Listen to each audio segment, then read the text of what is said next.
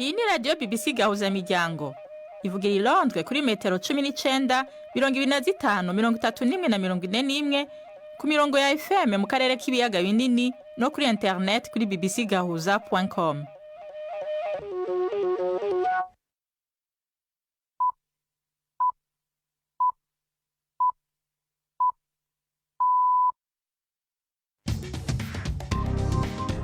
Ubu ni saa 10 ku isaha mpuzamakungu ya GMT, isaha 12 mu Rwanda no mu Burundi. Muri kumwe na Nina Iradukunda. Abahaye mwiriwe n'ikaze bakunzi ba BBC Gahuzamiryango. Izi ni ingingo z'amakuru yo kuri uyu munsi wa gatanu itariki 11 z'ukwezi kw'indwi. Abantu bose ntibumva kumwe ku bijyanye no kugarukana impore mu minsi ya vuba inyuma yo gutera igikumwe ku masezerano y'amahoro hagati y'u Rwanda na Kongo. Ikigo cy'ubuvuzi kinini kigikora muri Gaza kiracari mu kaga inyuma y'iminsi ingabo za Israel zitangura ibikorwa vya gisirikare hafi y'itongo ry'abapfuye bifatanye. Mu mujyi wa Rubavu mu Rwanda hamaze iminsi habera ihayanishwa ry'imico kama yitiriwe Kivu Beach Festival. Bimeze gute? Kwimuriye u Rwanda no ku kiyaga cya Kivu, kwimura u Rwanda rwango harimo igicumbi cy'umuco nyarwanda, hari inzu gakondo kubatse byatwibutse abanyarwanda, urubyiruko, abanyamahanga badusura, abakerarugendo, mugaragaza byinshi cyane bijyanye n'amateka abantu bakwiye kwibuka. Tubafitiye n'ikiganiro c'abaza muganga. Aya makuru ahagarariwe na Jacques Niyitegeka.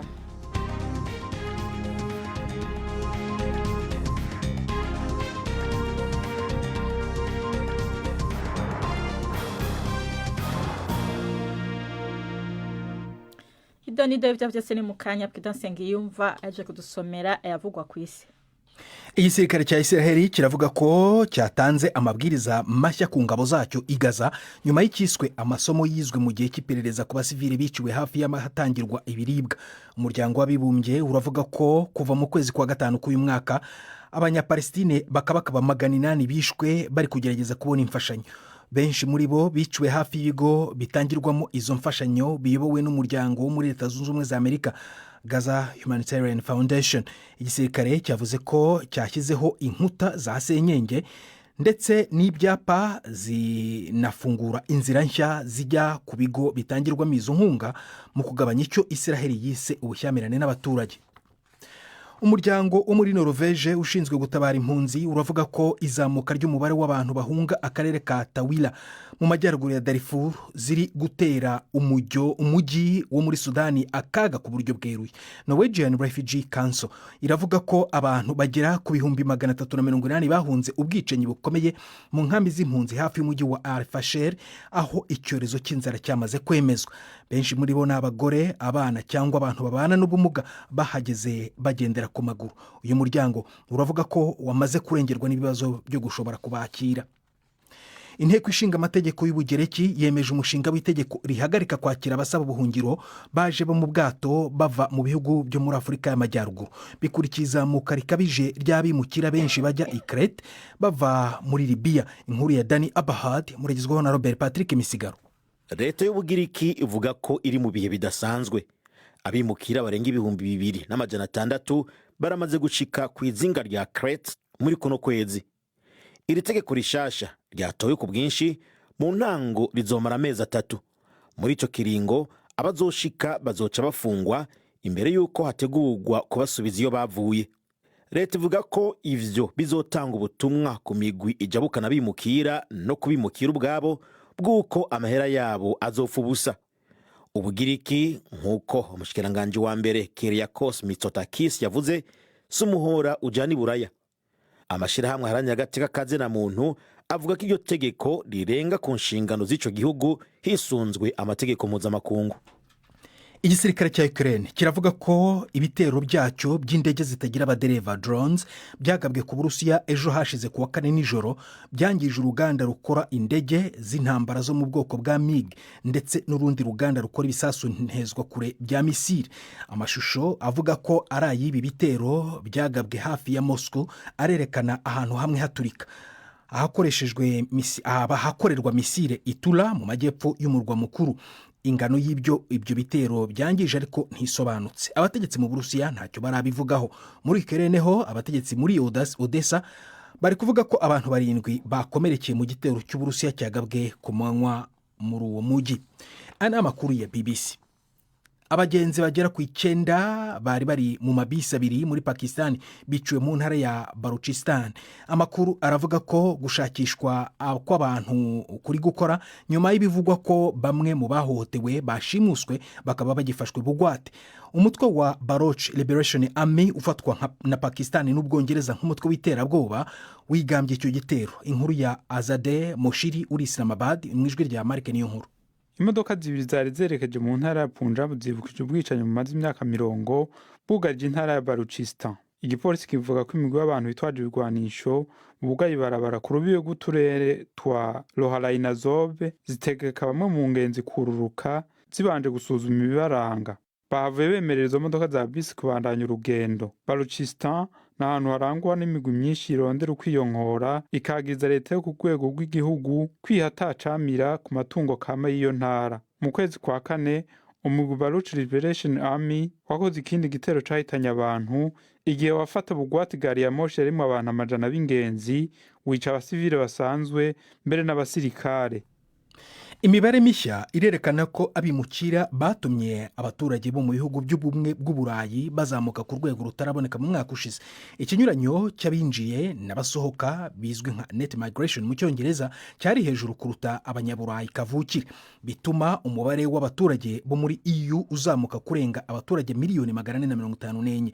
Ni ku nshuro ya kane yikurikiranya abimukira bafasha kugabanya icyuho kigabanuka ry'abaturage kavukire, ibintu byerekana ibibazo bishingiye ku miturire muri EU kubera abaturage bashaje n'igwa ry'imbyaro bitera ibura ry'abakozi bahagije n'izamuka ry'ingengo y'imari yo gufasha abatagira akazi. Nina urakoze Prudence ngiyumva kuri aya makuru.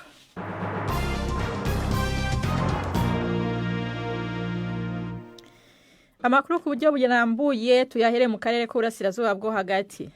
Ikigo cy'ubuvuzi kinini kigikora muri Gaza kiracari mu kaga inyuma y'imisi ingabo za Israel zitanguye ibikorwa vya gisirikare hafi y'itongo ry'abapfuye bifatanye. Abakozi b'ico kigo n'abagwayi baremvye cyane baracariyo mu gihe abafisi ibikomere vyoroheje bimuriwe mu bitaro bito bito biri hafi aho.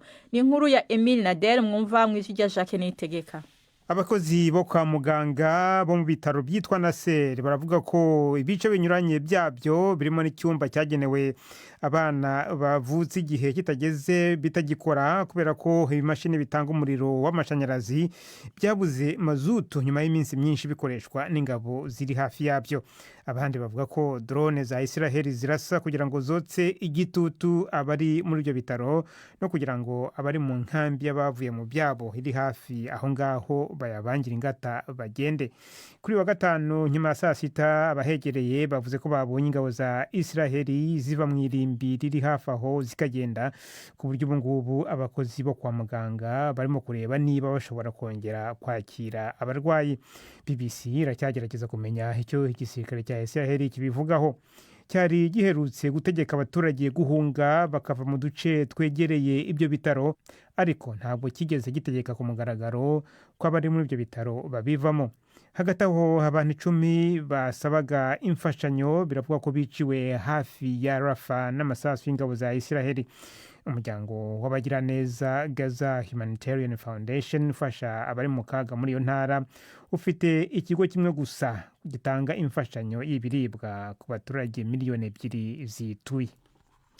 Tubandanyirize mu karere k'ibiyaga binini.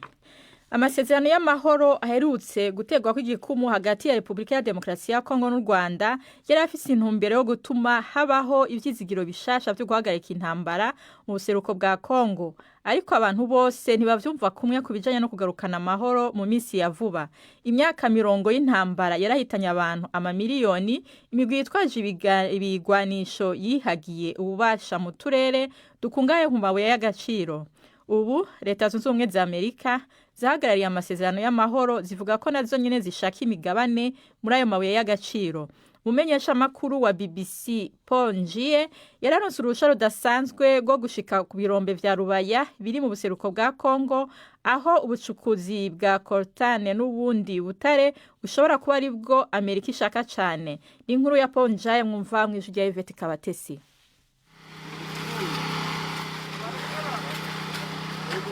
ari kuri moto ikora tagisi. Umunyamakuru wa BBC yagendaga mu misozi yuzuye amabuye agana ku kirombe cy'amabuye y'agaciro ka Rubaya.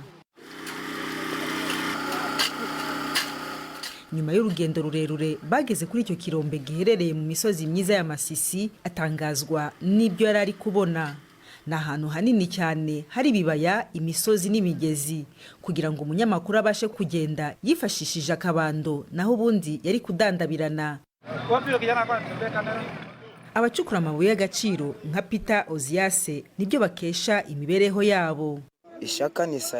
Kwimba amabuye y'agaciro byaramfashije cyane mu by'ukuri. Njya kurondera umugore byatumye ndonka inkwano. Nivyo bintunze. Buri munsi abantu ibihumbi bashira ubuzima bwabo mu kaga bacukura coltan yifashishwa gukora ibikoresho by'ikoranabuhanga. Peter azi neza akaga gashobora kuba imbere cyane mu mwijima w'ibirombe. Kama tuko kule kwa shimo joto. Iyo turimwo imbere mu birombwe usanga ubushuhe buri hejuru cyane. Iyo burengeje ibipimo bisanzwe turekurira umwuka ukanye imbere mu kirombwe kugira tubashe kubandanya dukora. Uravye ikibazo gikomeye ngaha kiba ari ugushika ku mabuye y'agaciro n'ubushuhe bukabije. Kuna kwasa ya kifukutu. Uwo ni Masad Buros, umujyanama mukuru wa Perezida Donald Trump ushinzwe Afrika, wavugiraga mu biro bya Perezida ku itariki 27 z'ukwezi gushize kwa gatandatu mu muhango wo gushira umukono ku masezerano y'amahoro hagati ya Repubulika ya Demokarasi ya Kongo n'u Rwanda. Ku birometero ibihumbi n'ibihumbi ahaherereye ibirombe bya mine, aho abayobozi ba Kongo n'u Rwanda bashinjana hagati yabo gukongeza ikibazo gihitana ubuzima bw'abantu kimaze imyaka myinshi mu burasirazuba bwa Kongo. Ubu bashize umukono ku masezerano y'amahoro bikorerwa mu biro bya Perezida wa Amerika mu kwezi kwa gatandatu. Thank you very much, everybody.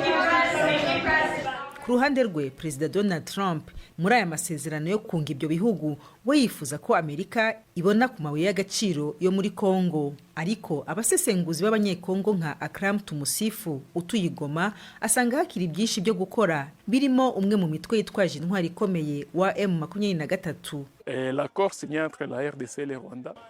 Amasezerano yashyizweho umukono hagati y'u Rwanda na Kongo afite inyungu y'amahoro kuri ibyo bihugu byombi, ariko ari kure cyane yo gukemura ibibazo by'imbere.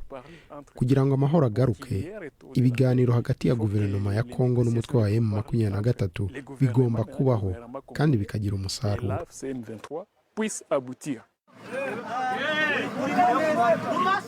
Kuri ubu ibirombe bya Rubaya biri mu maboko ya M23 ni hamwe mu hakungahaye coltan nyinshi ku isi. Patrice Musafiri uyobora ibyo birombe bya Rubaya afite ubutumwa butomoye burebana n'uwaba hashaka.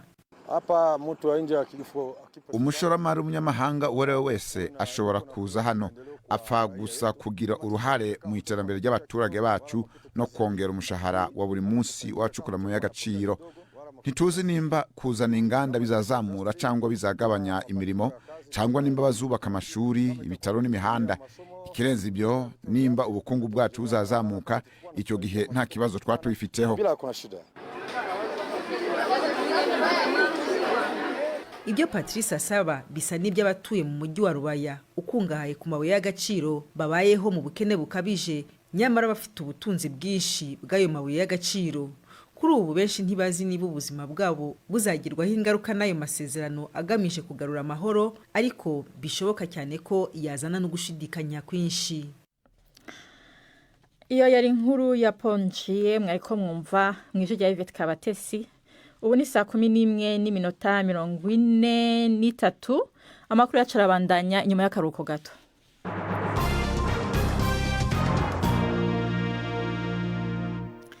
Tugume mu karere mu mujyi wa Rubavu mu Rwanda ariko harabera iserukiramuco canke hanishwa mu Kirundi yiswe Kivu Beach Festival.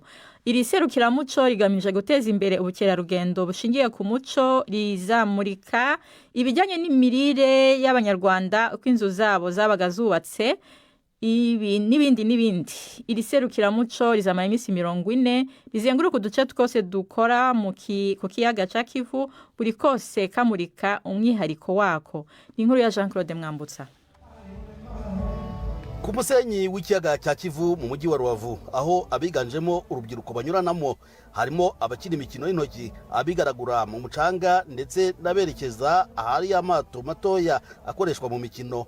Yves Yakaremye ni umuyobozi w'ikigo Yirunga cyateguye iri serukiramuco yambwiye icyo rigamije. Kwimuriye u Rwanda no ku kiyaga cya Kivu, kwimura u Rwanda rwango harimo igicumbi cy'u Rwanda cy'umuco nyarwanda, hari inzu gakondo twubatse kugira twibutse abanyarwanda, urubyiruko, abanyamahanga badusura, abakerarugendo uko umuco nyarwanda byari bimeze, uko inzu zari zubatswe, ko batekaga mu buryo bwa kinyarwanda, hari ikikoni cya kinyarwanda cya gakondo, hari ukunywera amata mu rwuho n'ibindi bikoresho bya gakondo bya kera, hari uburyo cy'umwami bamwimikaga ayo mata tukuyagaragaza no mu byo tumurika.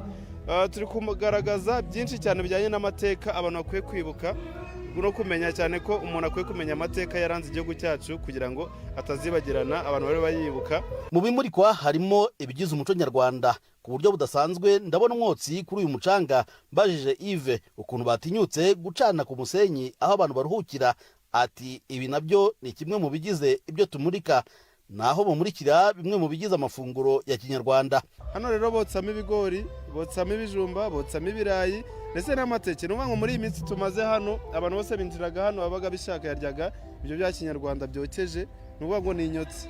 Twasangiye indyo ya kinyarwanda, ni ibintu biryoshye cyane. Iyo urebye usanga abantu bakwiye gukomeza kongera kwibuka amateka.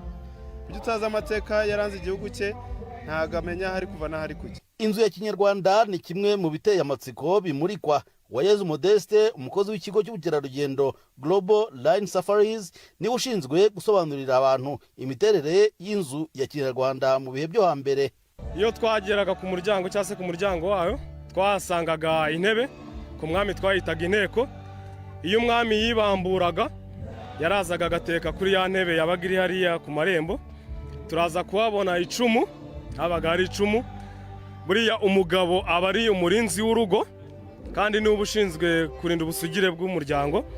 Iyo yabaga yicaye cyangwa se ku mwami atetse ari gusoma kuri ya ntango, yabaga yiteguye ko icyakataka cyose gishaka guhungabanya.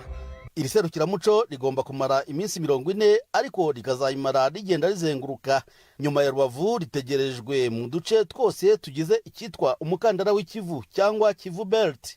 Utwo ni Rusizi, Nyamasheke, Karongi, Rutsiro n'iyi Rubavu, twose tukaba duhuriye ku kuba dukora ku nkombe z'ikiyaga cya Kivu cyaryitiriwe.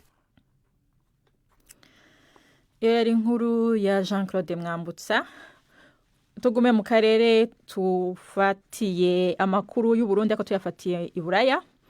Kuva mu ntango y'umwaka w'2024 hari abarundi bijukiye kuja mu bihugu vya Buraya baciye muri Belarusi ihana urubibe n'Uburusiya. Naho ari inzira yijukiwe n'abatari bake kubera ico gihugu kiri kw'irembo ry'ubumwe bwa Buraya, abahaciye bavuga ko ari inzira igoye. Mugenzi wacu Are Majesté Barenga yaganiriye n'umwe muri bake bashitse mu gihugu c'Uburusiya baciye muri iyo nzira. Ni inkuru tubasubiriramo. Umubiri wuzuye inguma, ibisigarira by'inkoni, ubuvyimba umubiri wose nivyo biranga Axel w'imyaka 29 aheruka gushika mu gihugu c'Ubirigi aciye mu gihugu ca Bielorusi. Uwo musore twasanze i Buruseli ku mugwa mukuru w'Ubirigi, co kimwe n'abandi bakaba batanga ibitagenda kugira baronke ishure mu gihugu ca Bielorusi gifatanye n'Uburusiya kiri kw'irembo ry'ibihugu vya Polonye na Letoni bisanzwe biri ku mugabane wa Buraya. N'inzira abenshi bijukiye muri no minsi, cyane cyane abakiri bato babona ko ariyo bashikana ku mugabane wa Buraya. Jewe navuye i Bujumbura itariki 11 z'ukwezi kw'indwi umwaka uheze, ndarondera ishuri mu gihugu ca Belarus. Ndagira Imana barimpa byantaye amafaranga ibihumbi 7 by'amadolari. Ayo mafaranga ndatanga ndashika mu gihugu ca Belarus. Niyo nashafate inzira gana mu ishamba ndagenda. Je nashaka igihugu c'Ubirigi kuko nico gihugu mwumva yuko coba kizi Uburundi gusuma ibindi bihugu byose. Yemeza ko ari inzira igoye nk'iy'umusaraba. Twatanga uburyo donc abapaseri kuva ngaho taxi gushika aho hantu, gushika mw'iryo ishamba kubandanya ukagenda gushaka kuri frontiere. Abapaseri mwe bari hangana. Pasere kuva Belarus gushika aho hantu mw'ishamba y'amajana 200 $. Yari ishamba rya Belarus bigana kuri frontiere ya Polonye. Ishamba urumva uvuze ishamba umva n'ishamba, turinjira ishamba turagenda umunsi iryo joro gutwirirako, turaryama turabandanya dushitse frontiere urabona kure Pologne, aho rero kenshi niho abasirikare ba Belarus wasanga bagira amapatrouille, na cyane cyane ni mbere no kuvuga yuko bafasha abamigra kwinjira muri Schengen, nta mahera badusaba, mbere baranadukamira akaduha n'ibyo kurya n'amatelefone yo gukoresha. Nibo nyene batwinjiza mu ico gihugu, bakugurura ama grillage, batwinjiza bwa mbere turafatwa muri Pologne n'abasirikare ba Pologne, badusubiza inyuma kandi aho hose ugifatwa urumva yuko umanza guhanwa, ukubitwa bakakwereka yuko winjiye ilegal mu ico gihugu, ugakubitwa neza nyine bakaguhosha vraiment. Kubera gushwiragizwa n'ubuzima bubi mu mashamba ari hagati ya Belarus n'ibihugu vya Pologne na Lettonie biri ku irembo ry'ubumwe bwa Buraya, benshi bemera kwita kuri songoye mu kwinjira ku nguvu, ari naho bahura n'uruva gusenya.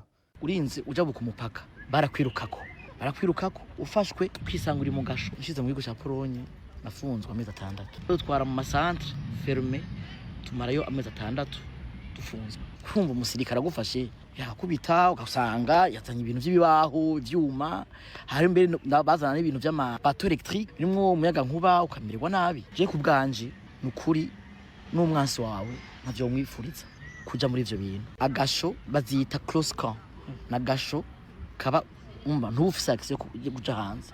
Baduha amasaha 2 yo kwiconnect ya internet ku munsi wose. Ubuzima bwo gufunga namwe murawuzi, n'ubuzima traumatisme, umuntu abamerewe nabi, n'umuntu atabona ukuntu ejo bizogenda, ari mu gihugu cy'abanyamahanga, ico kirimi cyawo ntacuzi, kandi nta na chance nigeze ndonka kugira ngo basi mburane n'ingorane. Ahantu narindi nanifungiwe, hari umuhungu bari kumwe n'uwundi mugenzi we yapfuye, yatwawe n'uruzi arapfa barahamba. Hariho gukubitwa gutebwo, abantu bakaburizwa igufa katagitabarwa. Axel n'abagenzi be bobo bahavuye batezurirwa kubera baronse umushingwamanza, babona gufata inzira igana mu gihugu c'Ububirigi, aho bamaze ayandi mezi 4 bahaza n'amaguru. Naho bigaragara ko amagara yabo atifashe neza, yemeza ko bobo baronse bakwe kuko ari abo bazananye baburiwe irengero mashamba ari hagati y'igihugu ca Belarus na Pologne. Abandi bagipfunzwe muri ivyo bihugu i Buruseli mu Bubirigi. Alain Majesté Barenga. Ubu naho duha umwanya Yvette Kabatesi mu kiganiro c'abaza muganga.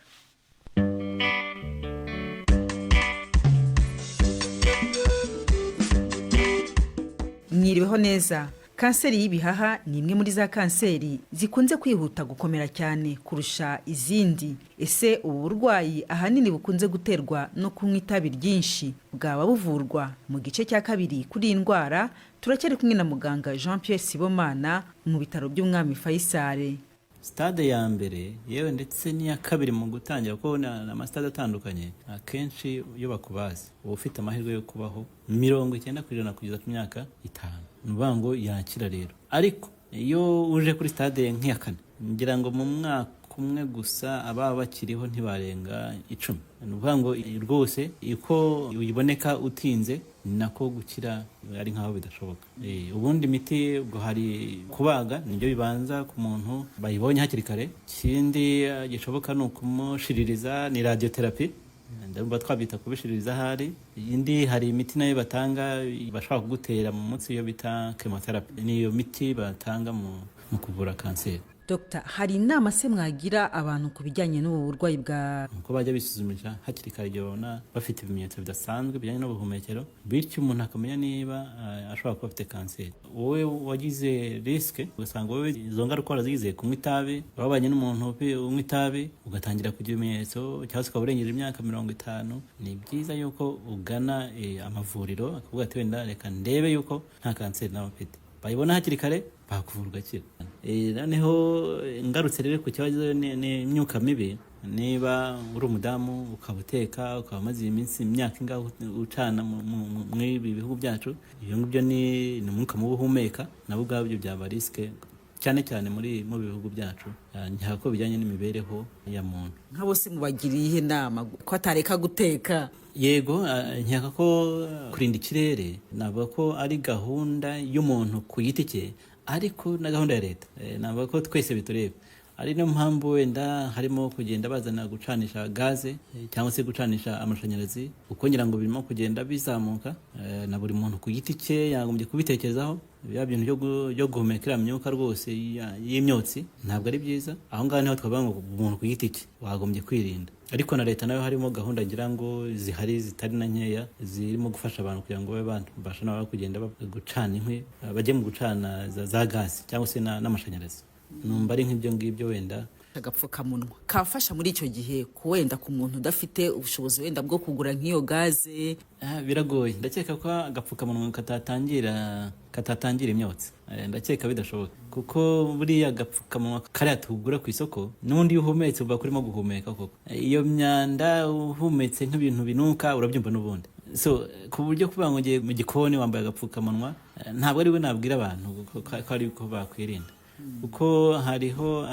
udupfukamunwa twarabigenewe two kurinda tuvuge nk'abantu bakora mu nganda abantu bakora ibyo bakora byose biguhumekeramo hari udupfukamunwa twemewe dushobora kurinda ibyuka bibi birashoboka ko ukambaye ngira ngo wenda hari icyo byagabanya ariko ni escape risk nk'aho ntacyo rwose ntabwo niba ko udupfukamunwa dusanzwe ariko twakwiye kurindira umuntu mu rugo rwe hari ibivugwa hanze aha ngo abantu barwaye covid wenda ikabarembya ngo byatumye umubare w'abarwari kanseri y'ibihaha yiyongera nka muganga uvura izi ndwara wabivugaho iki ni iki gitera kanseri inflammation ese covid yabarateye abantu kugira inflammation z'ibihaha yego ariko se inflammation bisaba igihe kinini kugira ngo kanseri itangire navuga ko covid oya ntabwo ijyanye n'amakanseri kuri ubu ngubu ariko se mu myaka izaza wenda birashoboka ibyo ntabwo nabihakana ariko sinanabyemeza kuko bizafata igihe kinini nyine ariko nyako kuko bavuwe neza nemeza ko bitavuga ngo kuba warwaye covid hari aho bihuriye na kanseri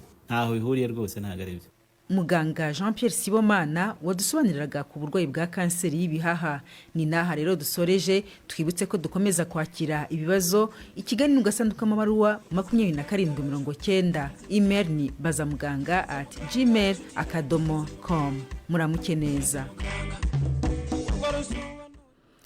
ubona hari umwanya w'ikiganiro cy'inkino mushikirizwa na Yves Bucyana imikino kuri BBC gahuza miryango mwiriho neza mwese abakunzi ba BBC mu mikino mpere mu guhatanira igikombe cya Afurika cy'ibihugu ku makipe y'abagore imikino iri kubera mu gihugu cya Maroc kuri ubu hari gukinwa umukino hagati ya Ghana na Mali wo mu itsinda rya gatatu riyobowe na Afurika y'Epfo ikipe yabo yitwa Banyana iyi kipe iraza guhura na Tanzania ku isaha ya 3 z'ijoro muri iri tsinda Mali ni ya kabiri ifite amanota 3 naho Ghana na Tanzania nta nota zifite Nigeria yarayitsinze Botswana 1-0 naho Algeria inganya na Tunisia 1-0 mu mupira w'amaguru isi yose itegereje umukino wa nyuma final w'igikombe cy'isi cy'amakipe Paris Saint-Germain ubu niyo kipe igezweho izahura na Chelsea ku cyumweru Paris Saint-Germain kuwa gatatu mu mukino wa 1/2 kirangiza yashebeje Real Madrid iyinyagiye ibitego 4-0 ni mu gihe Chelsea yo yabonye itike ya 1/2 itsinze Fluminense yo muri Brazil ibitego 2-0 Paris Saint-Germain ihabwa amahirwe menshi yo kwegukana iki gikombe cy'isi muri iyi mikino yashoboye kwigiza y'amakipe y'ibihangange inayasebeje mu kuyakubita ibitego byinshi yateye Atletico Madrid ibitego 4-0 Paris Saint-Germain y'abakinnyi 8 kandi yatsinze Bayern Dominique ibitego 2-0 inatsinda nyine Real Madrid 4-0 no kuvuga igiteranyo cyose kuri ayo makipe atatu ibitego 10 ku mwuka mu makuru y'igura n'igurisha ikipe ya Arsenal iri hafi kwemeranya na Chelsea gusinyisha umukinnyi rutahizamu uca ku mpande Noni Madueke kuri miliyoni zisaga 50 z'amapaundi uyu mwongereza yamaze kwemeranya na Arsenal ibirebana n'amasezerano ye bwite Madueke w'imyaka 23 kuri ubu ari mu ikipe ya Chelsea mu gikombe cy'isi cy'amakipe yakiriye Chelsea inshuro 92 kuva yava mu ikipe ya PSV Eindhoven yo mu Buholandi mu kwezi kwa mbere 2023 mbere yo kubasezera ndabibutse ko ibiganiro vya BBC gahuza miryango bibandanya no mu minsi y'impera y'indwi ku munsi w'ejo muzokumva ikiganiro c'imvo n'imvano aho Senkeri Sarasieri yahoze ari umwe mu bahoze bacungira umutekano wa Perezida Habyarimana yemeye kuza gusubiza ibibazo by'abatwandikiye ku kiganiro cy'irandwa ry'indege yarimwo Perezida Habyarimana.